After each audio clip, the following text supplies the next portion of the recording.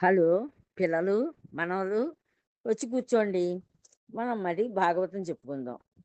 ఇలా ఈ అశ్వత్థామ దుర్మార్గుడైపోయి దుర్మార్గ బుద్ధితోటి ద్రుపద రాజపుత్రి అయిన ఆ ద్రౌపది యొక్క పిల్లలందరినీ కూడా నిద్రపోతున్న పిల్లల్ని చంపేశాడు, తలలో నరికేసి.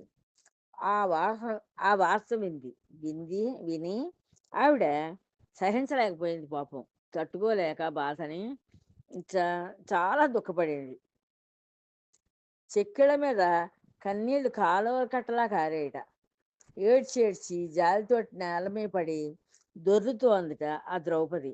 అప్పుడు అర్జునుడు ఓదార్చి మధురమైన మాటలు చెప్పి ధైర్యం చెప్పి పాపం ఆవిడకి ఆమె శిరోజాలు దువ్వుతూ ఇలా అన్నట్ట. ఆవిడ తల వెంట్రుకలు దువ్వుతూ, అంటే ప్రేమతోటి దువ్వుతూ ఆవిడతోటి ఇలా చెప్తున్నాట. రాకాచంద్రముఖి అంటే ఒక చంద్ర చంద్రుడు ఎంత అందంగా ఉంటాడో అటువంటి పౌర్ణమి చంద్రుడు లాంటి ముఖం కలిగిన దానా, నీవు రాజకుమారివి. నువ్వు రాజకుమారివి కానీ మామూలు స్త్రీవి కాదు కదా. క్షత్రియకాంతమైన నీకు చనిపోయిన వారి గురించి విచారించటం ధర్మం కాదు. నువ్వు క్షత్రియకాంతవి కనుక చచ్చిపోయిన వాళ్ళ గురించి అలా ఆలోచిస్తూ బాధపడుతూ కూర్చోకూడదు.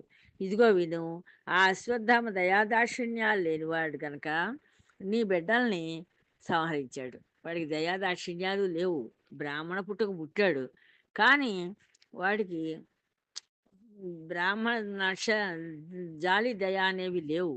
లేకపోవడం చేత నీ పిల్లలందరినీ చంపేశాడు. అందుకు ప్రతీకారంగా నా గాంధీవం నుంచి వెలువడిన మహోగ్ర బాణాలతోటి వాడి శిరస్సు ఖండించి నీకు కానుకగా తీసుకొచ్చిస్తాను. వాడి శిరస్సు నేను నా బాణాలతోటి ఖండించేసి తీసుకొచ్చి నీకు వాడి శిరస్సు ఇస్తాను కానుకగాను. ఆ తలను కాలితో తనుద్దు కానీ తన్ని తరువాతే నీవు మైలస్నానం చేద్దు కానీ.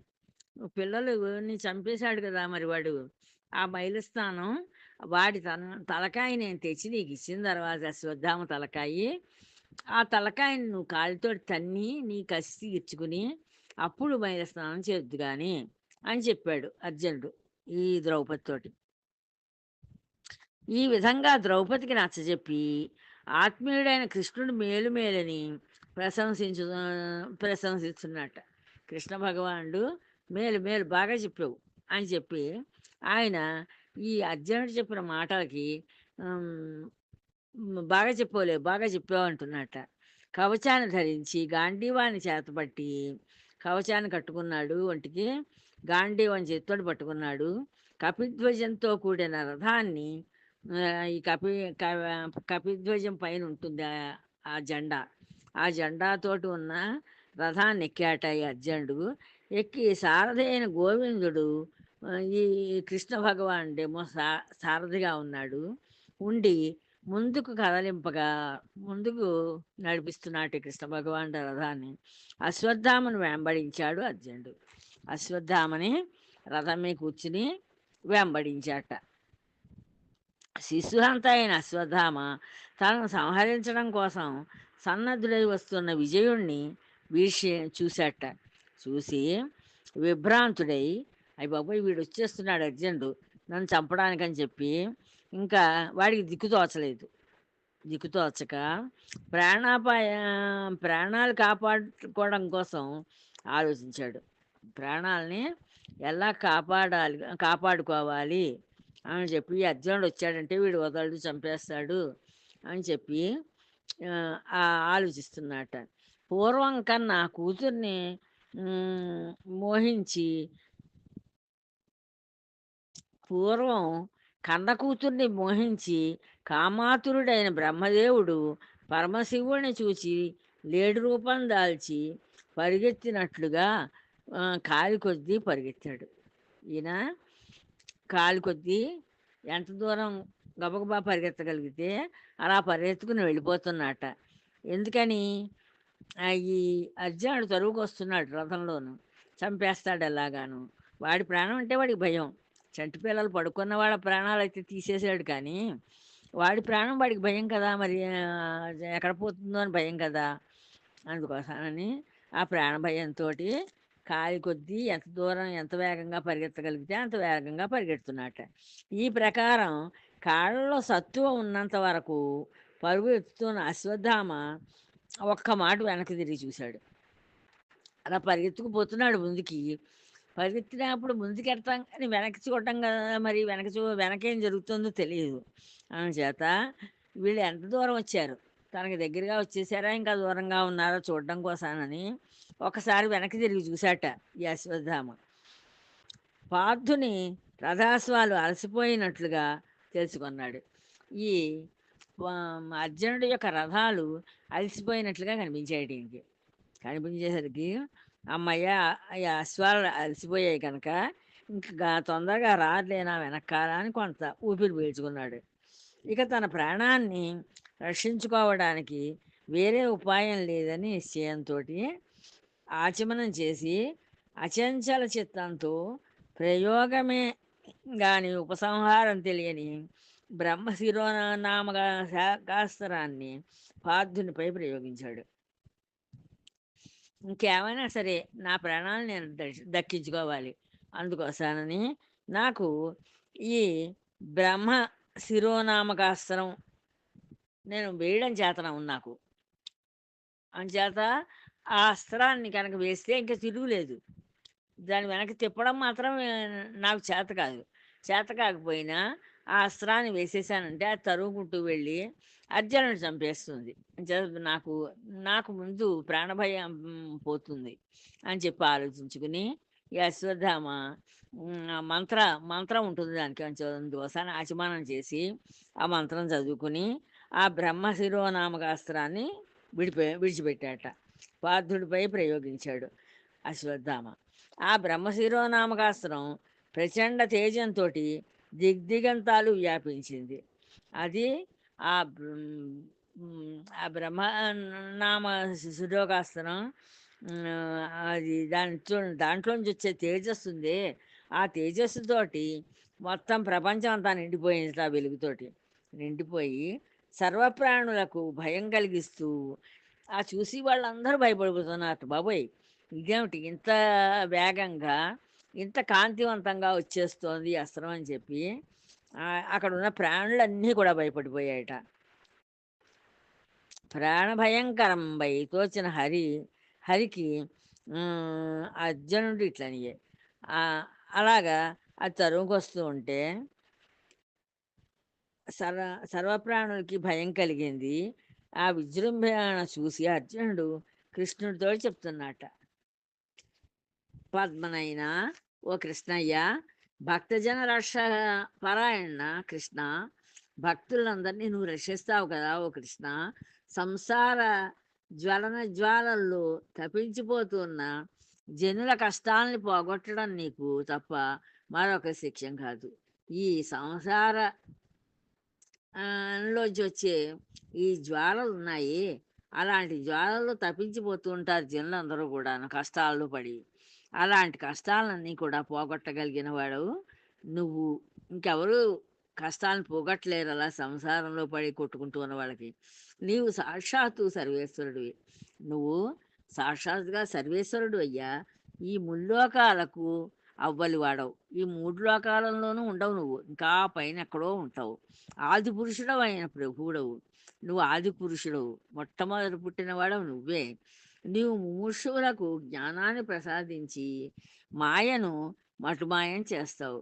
నువ్వు నిన్ను నమ్ముకుని యజ్ఞాలు యాగాలు తపస్సులు చేసేవాళ్ళు ఉంటారే ముముక్షువులు, వాళ్ళకి జ్ఞానాన్ని ప్రసాదిస్తావు, జ్ఞానాన్ని ఇస్తావు, మాయని మటుమాయం చేస్తావు. వాళ్ళ మాయ అంతా తొలగించేస్తావు నువ్వు. నీవు మాయాజాలంలో మునిగిన వానికి ధర్మసమ్మతమైన తేజస్సును అనుగ్రహిస్తావు. ఈ సమాజంలో ఎలా ఉంటుందంటే మాయాజాలంలో చిక్కుకుంటారు జనులందరూ, ఈ జీవులన్నీ కూడా. అందులో ఆ మాయాజాలంలో మునిగిపోయి వారి ధర్మసమ్మతమైన తేజస్సును వారికి అలా మునిగిపోయిన వాళ్ళకి ధర్మంతో కూడిన తేజస్సుని అనుగ్రహిస్తావు నువ్వు. ధర్మంగా ఏ తేజస్సుని పొందొచ్చునో ఆ తేజస్సునిస్తావు. ఓ జగన్నివాస, శిక్షరక్షణం కోసమే నీవు ఈ జగత్తులో జన్మిస్తావు. నువ్వు మంచివాళ్ళందరినీ రక్షించడం కోసానే కదయ్యా ఇక్కడికి ఈ భూమి మీద జన్మిస్తావు నువ్వు. దేవాదిదేవ, వాసుదేవ, ఇదేదో ఒక ప్రచండమైన తేజస్సు భూమి ఆకాశాలు దిక్కులు వ్యాపించి ఎదురుగా వస్తోంది. ఇదేమిటో తెలియదయ్యా. ఒక ప్రచండమైన తేజస్సు వచ్చేస్తోంది. భూమిని ఆకాశాన్ని కూడా నింపేసింది ఆ తేజస్సుతోటి. దిక్కులు కూడా వ్యాపించిపోయాయి. దిక్కులన్నీ కూడా ఆ తేజస్సు వ్యాపించింది. ఎదురుగా వస్తోంది, మనకు ఎదురుగా వచ్చేస్తోంది అయ్యా. దీని స్వరూపం ఏమిటో నాకు స్పష్టం చెయ్యి. అసలు దీని స్వరూపం ఏమిటి? ఇది ఎలా వస్తోంది? ఎందుకు వస్తోంది? దాని సంగతి ఏమిటో ఒకసారి నాకు చెప్పవా కృష్ణ అని అడిగాడు అర్జునుడు. అర్జున్ మాటలు విని శ్రీకృష్ణుడు ఇలా పలికాడు. ఈ అర్జునుడు చెప్పిన మాటలు విన్నాడు. విని ఆ, ఆయన ఆవిడ చెప్తున్నాడు.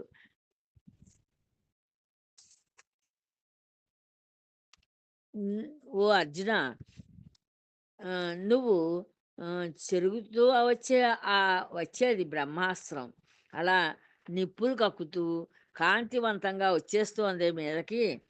అది ఏమిటనుకుంటున్నావు? బ్రహ్మాస్త్రం అది. దీన్ని పిక్కబలంతో పారిపోతున్న కుటిలాత్ముడు, ధూర్తుడు అయిన అశ్వత్థామ ప్రాణరక్షణ కోసం ప్రయోగించాడు. ఆ అశ్వత్థామ ఉన్నాడే, కాళ్ళ బలం చూపించి పరిగెత్తున్నాడు. వాడి వాడు ఏం చేయాలంటే వాడి రక్షణ కోసానని చెప్పి, వాడు దుర్మార్గుడు కనుక వాడి ప్రాణాన్ని కాపాడుకోవడం కోసానని ఈ బ్రహ్మాస్త్రాన్ని ప్రయోగించాడు. దీన్ని తిప్పికొట్టడానికి నీ బ్రహ్మాస్త్రం తప్ప మరొక్కటి సమర్థం కాదు. నువ్వు దీన్ని తిప్పికొట్టాలంటే వాడి బ్రహ్మాస్త్రాన్ని వేశాడు కనుక వాడికి మళ్ళీ ఉపసంహారం వాడికి చేత కాదు. అంచేత నువ్వు బ్రహ్మాస్త్రాన్ని వేసి ఆ బ్రహ్మాస్త్రాన్ని కొట్టు అని చెప్పాడు.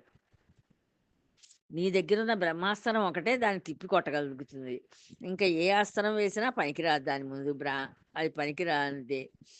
బ్రాహ్మణ యువకుడైన ఈ అశ్వత్థామకు బ్రహ్మాస్త్ర ప్రయోగం తప్ప ఉపసంహారం తెలియదు. ఈ ఈయన ఈ అశ్వత్థామ బ్రాహ్మణ కుమారుడు, గురువుగారి కుమారుడు. వీడికి ఈ బ్రహ్మాస్త్రం వేయడం చేతనవును, ప్రయోగించడం చేతనవును, కానీ దాన్ని మళ్ళీ వెనక్కి ఎలా తీసుకోవాలో తెలియదు, ఉపసంహారం తెలియదు. అర్జున, ఆలస్యం చేయక దీనిపైన నీ బ్రహ్మాస్త్రం ప్రయోగించు. ఓ అర్జున, నువ్వు ఇంకా ఆలస్యం చేయక వచ్చేస్తావు మీదకి. చేత నువ్వు వెంటనే నీ దగ్గర ఉన్న బ్రహ్మాస్త్రాన్ని దాని మీదకి ప్రయోగించు. అప్పుడు నీ దగ్గర ఉన్న బ్రహ్మాస్త్రం వెళ్ళి దాన్ని కొడుతుంది, దాన్ని వెనక్కి తిప్పుతుంది. వాసుదేవుని వచనాలు వినగానే అర్జునుడు ఆచమనం చేసుకున్నాడంటే దానికి మంత్ర ప్రయోగం కూడా ఉంటుంది. అందుకని ముందు నీళ్లు 3 సార్లు నోట్లో పోసుకుని కేశవ నారాయణ మాధవ అని, అప్పుడు కృష్ణుడికి ప్రదర్శనం చేసి, కృష్ణ భగవానుడు ఆయన భగవంతుడని తెలుసు ఆయనకి అర్జునుడికి, అంచేత ఆయనకు 3 సార్లు ప్రదర్శన చేసి అశ్వత్థామ ప్రయోగించిన బ్రహ్మాస్త్రం మీద, ఈ అశ్వత్థామ ప్రయోగించాడు కదా బ్రహ్మాస్త్రాన్ని, దాని మీదకి తన బ్రహ్మాస్త్రాన్ని ప్రయోగించాడు. ఆ అస్త్రం మీదకి ఇంకో బ్రహ్మాస్త్రాన్ని, తన దగ్గర ఉన్న బ్రహ్మాస్త్రాన్ని ప్రయోగించాడు. అంతేనే కానీ ఆ బ్రాహ్మణ కుమారుడి మీదకి ప్రయోగించలేదు, అశ్వత్థామ మీదకి. ఆ బ్రహ్మాస్త్రాన్ని తిప్పమని చెప్పాడు కృష్ణుడు. అంచేత దాన్ని తిప్పడం కోసాన్ని దాన్ని వెనక్కి పంపించడం కోసానని బ్రహ్మాస్త్రాన్ని ప్రయోగించాడు. ఆ 2 బ్రహ్మాస్త్రాలు మిన్ను మన్ను ఏకం చేస్తూ 2 సూర్యుల్లాగా, అగ్నిహోత్రుల్లాగా పరస్పరం ఘోరంగా పోరు సాగించాయి. ఆ 2 బ్రహ్మాస్త్రాలు కూడా ఏకంగా మొత్తం ఆకాశం, నేల అంతా నిండిపోయింది ఆ కాంతులతోటి. అలా కాంతిని వెదజమ్ముతూ ఎంతో ఘోరంగా 2 బ్రహ్మాస్త్రాలు కొట్టుకుంటున్నాయట. అది చూసి భయంతో ముల్లోకాలు కంపించాయి. అది చూస్తున్న జీవులన్నీ కూడా భయపడిపోయి, ముల్లోకాల్లో ఉన్నవాళ్ళును ఆ లోకాలన్నీ కూడా కదిలిపోయాయా అన్నట్లుగా వాళ్ళు పాపం బాధపడిపోతున్నారట. ప్రళయకాలమేమోనని ప్రజలంతా భయభ్రాంతులలో పరికంప చూశారు. ఇంకా ఈ జనం అందరూ కూడా ప్రళయం వచ్చేస్తూ ఉన్నట్లుంది. అందుకోసమే ఇదేమిటో ఇంత కాంతిగా వచ్చేస్తోంది, భూమి అంతా కాంతి అయిపోయింది, ఆకాశం అంతా కాంతిగా మయమైపోయింది అని చెప్పి వాళ్ళు భయపడిపోతూ ఇప్పుడు ప్రళయం వచ్చేస్తుంది, ఇంక మనం అందరం చచ్చిపోతాం అనుకుంటూ వాటిని చూస్తున్నారట. ఇదంతా శ్రీకృష్ణుడు చూశాడు. ఇది జరుగుతున్నదంతా శ్రీకృష్ణుడు చూశాడు. చూసి అర్జునుడికి అనుజ్ఞ ఇచ్చాడు. అర్జునుడికి ఉమ్, అనుజ్ఞనిచ్చాట, ఇలా చెయ్యి అని చెప్పి. బ్రహ్మాస్త్రాలు రెండింటిని పార్థుడు ఉపసంహరించాడు. ఓ పార్థ, ఆ రెండు బ్రహ్మాస్త్రాలని కూడా నువ్వు మంత్రజపంతో చేసి మళ్ళీ ఓ వాటి ఉపశమనం కలిగేటట్లుగా ఉపసంహరించు అని చెప్పాట. చెప్పేసరికి ఆయన అలా చేశాడనమాట. ఈ విధంగా అస్త్రాలు రెండిని ఉపసంహరించిన అనంతరం క్రీడి అశ్వత్థామను వెన్నాడి పట్టుకున్నాడు. ఇలాగా ముందు ఈ అస్త్రాలు ఈ భూమిని కానీ ఆకాశాన్ని పాడు చేయకుండా, జీవులందరినీ పాడు చేయకుండా ఆ రెండింటినీ ఉపసంహరించాడు అర్జునుడు, అతనికి వచ్చిన కనుక. ఆ తర్వాత ఈ పరిగెత్తుకుపోతున్న అశ్వత్థామను పట్టుకున్నాడు. కోపంతో ఎర్రబడ్డ కన్నులు గల అర్జునుడు యాజ్ఞికుడు యజ్ఞంలో పశువును బంధించినట్లుగా అతన్ని తాళ్లతో బంధించాడు. యజ్ఞం చేసేవాళ్ళు ఆ, పశువుని అంటే మేకని బలిస్తారు. ఆ మేకని తాళ్లతోటి ఎలా కట్టేసి తీసుకొచ్చి బలిస్తారో అలాగా ఈ అశ్వత్థామని యజ్ఞ పశువులాగా బంధించి తాళ్లతోటి ఆ, ఉంచాట. శిబిరానికి లాక్కొని వెళ్ళి ఈ ధూర్తుణ్ణి చిత్రహింస చేస్తానని ఈడ్చుకొని వస్తున్న అర్జునుణ్ణి చూసి అధికమైన క్రోధంతో కృష్ణుడు ఇలా అన్నాడు. ఈ ఈ నేను వీడిని చిత్రహింసల పాలు చేస్తాను, నా కొడుకులను అందరినీ చంపేశాడు కదా, అంచేత వీడిని చిత్రహింసల పాలు చేసేస్తానని చెప్పి రకరకాలుగా బాధిస్తానని చెప్పి అర్జునుడు వాడిని లాక్కొస్తున్నట్ట, ఈడ్చుకొస్తున్నట్ట. ఈడ్చుకొస్తుంటే ఇది చూశాడు కృష్ణ పరమాత్మ. ఆయనకు కూడా చాలా కోపం వచ్చేసింది. కోపం వచ్చేసి ఇలా అంటున్నట, అర్జున, వీడు దుర్మార్గుడు. అర్జునుడితో అంటున్నాడు అనమాట కృష్ణ భగవానుడు, వీడు చాలా దుర్మార్గుడయ్యా, ప్రాణఘాతకుడు, ప్రాణాలు తీసే ఒక రాక్షసుడు వీడు, మహాపాతకుడు, ఎంతో గొప్ప పాపిస్తువాడు వీడు. అర్ధరాత్రి సమయంలో అస్త్ర విద్యలలో ఆరితేరని వారు, ఎదుర్కొనలేని అసహాయ స్థితిలో నిద్రిస్తున్నవారు అయిన పసిపాపల్ని ఈ పాపాత్ముడు పట్టి వధించాడు. ఈ దుర్మార్గుడు ఉన్నాడే ఈ అశ్వత్థామ, వీడు చిన్న పిల్లలు వాళ్ళు, అర్ధరాత్రి సమయంలో వాళ్ళు మంచి నిద్దట్లో ఉన్నారు, వాళ్ళకి అస్త్ర విద్యలు ఏం చేత కాదు, ఏమి ఎవరిని కూడా ఎదిరించలేరు, అసహాయ స్థితిలో ఉన్నారు, నిద్రపోతున్నారు. అలాంటి పసిపాపల్ని ఈ దుర్మార్గుడు పట్టి చంపేశాడు. నీకెక్కడి వీడెక్కడి బ్రాహ్మణుడు, వీడిని బ్రాహ్మణుడు అనడం కూడా చాలా తప్పు పనే. వీడిని బ్రాహ్మణని కూడా అనక్కర్లేదు. పాపకృత్యం చేసి పాడు ప్రాణాలు కాపాడుకోవటం కోసం వేడిని టూర్పులు విడుస్తూ పరిగెత్తిపోతున్నాడు.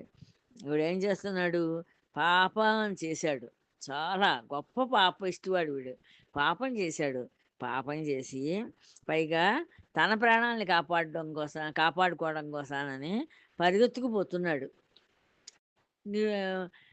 వాడి ముక్కంపట వేడిని టూర్పులు వచ్చేస్తున్నాయని చేత పరిగెత్తలేకపోతున్నాడు. మరి రథంతో పరిగెత్తడం అంటే మాటలేమిటి, ఇలా నిట్టూరుస్తూ పరిగెడుతూ పోతున్నాడు. అయినా వీడిని కనికరించుకో, ఏదైనా సరే వాడికి ఆయాసం వచ్చినా వదలడానికి వీల్లేదు అని చెప్పాడు అర్జునుడికి.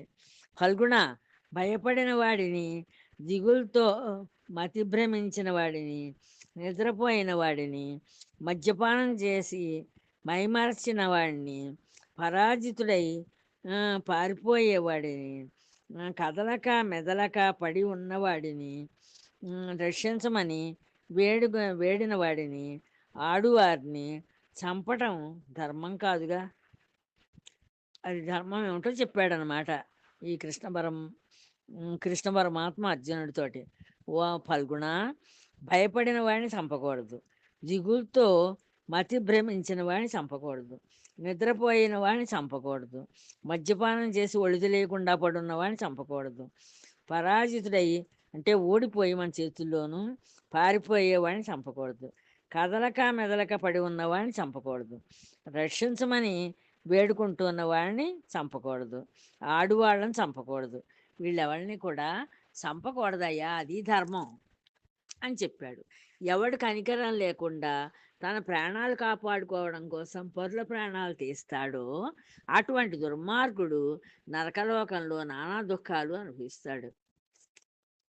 ఎవరైతే వా ఎవ ఎదటి జీవుల మీద ప్రేమ లేకుండా, కనికరం లేకుండా, తన ప్రాణాలు కాపాడుకోవడం కోసమని పరు పరుల ప్రాణాలు, ఇతరుల ప్రాణాలు తీస్తారో అటువంటి దుర్మార్గుడు నరకలోకంలో నానా యాతనలు అనుభవిస్తాడు. అయితే రాజు వాడిని శిక్షిస్తే వాడి పాపం నశించి వాడికి శ్రేయస్సు లభిస్తుంది. రాజు కనుక అలాంటి దుర్మార్గుడిని శిక్షించాడనుకో, అప్పుడు వాడి పాపం నశించిపోతుంది. రాజు శిక్షించాడు కదా, శిక్ష అనుభవించడం అయిపోతుంది. అంచేత వాడికి శ్రేయస్సు లభిస్తుంది, వాడి పాపం పోయి. కానీ భయభ్రాంతుడైన ఈ అశ్వత్థామను కఠినంగా శిక్షించకు. అయితేనేమి, భయంతో వీడు వణికిపోతూ ఉన్నాడు. తప్పు పని చేశాడు, చేసి ఇప్పుడు భయపడిపోతున్నాడు, వాడి ప్రాణాలు పోతాయని భయపడిపోయి ఈ ఉన్న ఈ అశ్వత్థామని కఠినంగా శిక్షించకు. నువ్వు కఠినంగా మాత్రం గట్టిగా శిక్షించకు వీడిని అని చెప్పాడు కృష్ణ పరమాత్మ ఈ అర్జునుడితోటి. తర్వాత ఏం జరిగిందో తర్వాత చెప్పుకుందామమ్మా. ఉంటాను. జై